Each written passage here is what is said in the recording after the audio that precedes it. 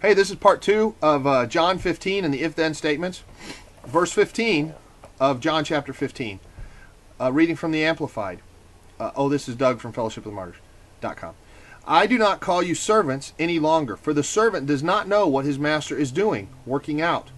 But I have called you my friends, because I have made known to you everything that I have heard from my Father. You're not flying blind here. I've given you plenty of information about what the plan is.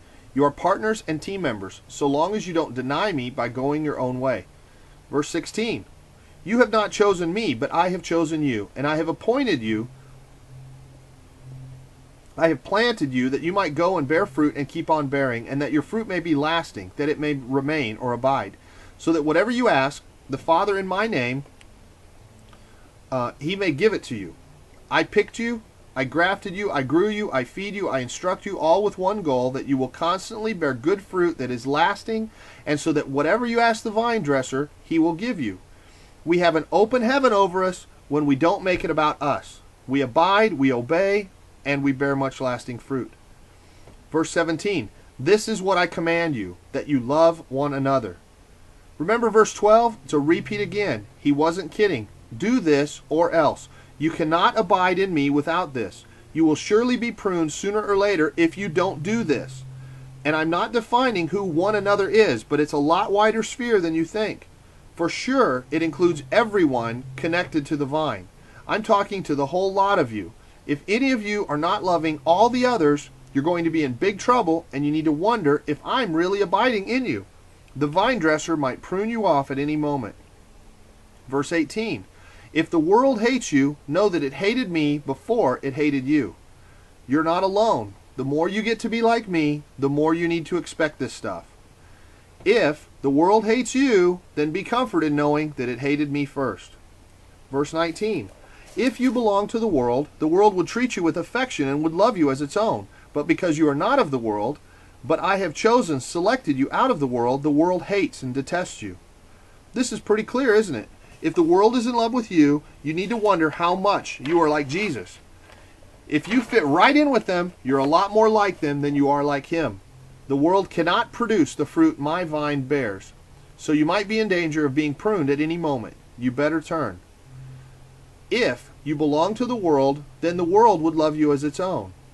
If you are no longer of the world because I have chosen you, then the world hates you. It's just an equation. There's no getting around this. Verse 20, remember that I told you a servant is not greater than his master. If they persecuted me, they will persecute you. If they kept my word and obeyed my teachings, they will also keep and obey yours. You will endure what I endured if you seek to be like me. Basically, he's saying that you will not surpass me, but you should expect the same treatment. That may just be one of the most depressing sentences in the Bible to me.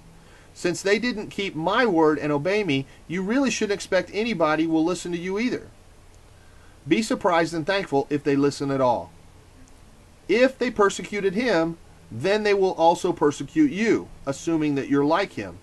If they obeyed him, then they will also obey you. And since they didn't obey him, don't expect them to obey you.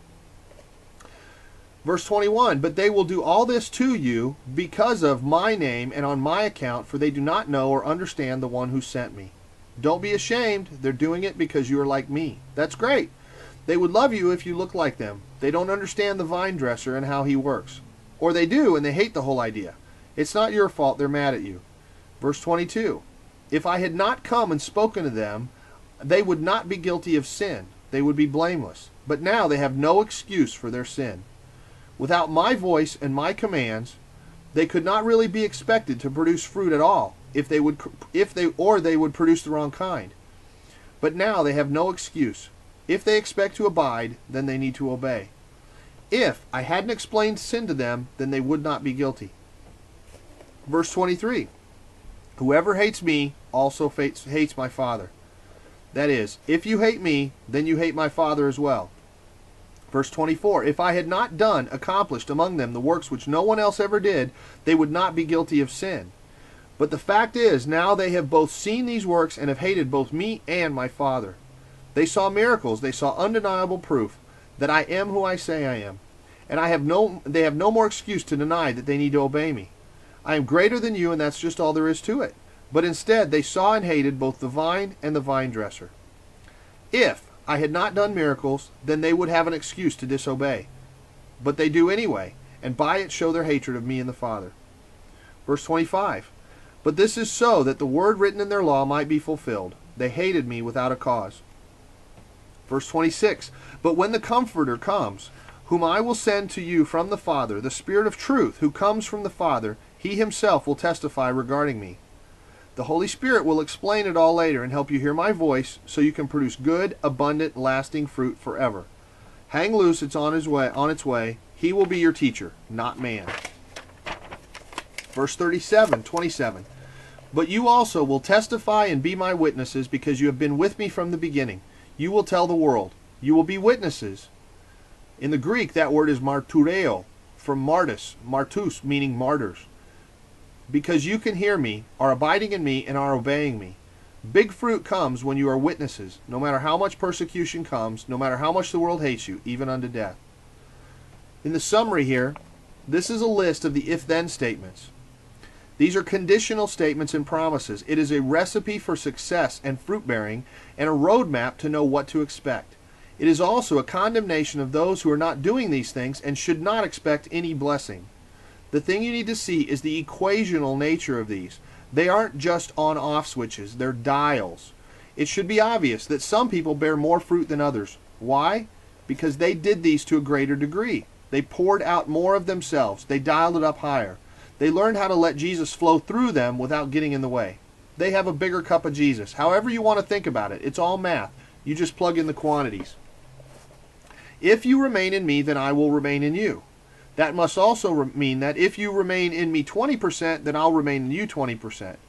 If you remain in me all, then I will remain in you all.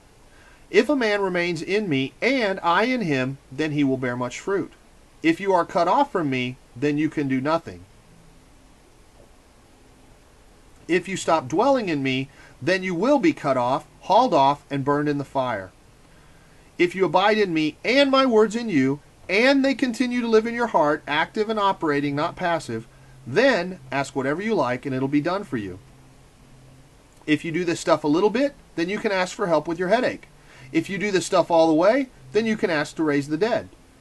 If you keep my commandments, then you will abide in my love and live on. If you keep some of my commandments, then you are abiding some. If you want to be my friends, then keep constantly doing what I command you to do. If you don't want to be my friends, then just do some of them sometimes. If the world hates you, then be comforted in knowing that it hated me first. If you belong to the world, then the world would love you as its own. If the world loves you 40%, then there's probably 40% of you that's not obeying me. If the world can't tell you apart from its own people, then you're probably not much like me. If you are no longer of the world because I have chosen you, then the world hates you. If they persecuted me, then they will persecute you, assuming you're like me. If they obeyed me, then they will also obey you, which you shouldn't really expect. If I hadn't explained sin to them, then they would not be guilty. If you understand the equational nature of this chapter, then you need to give all.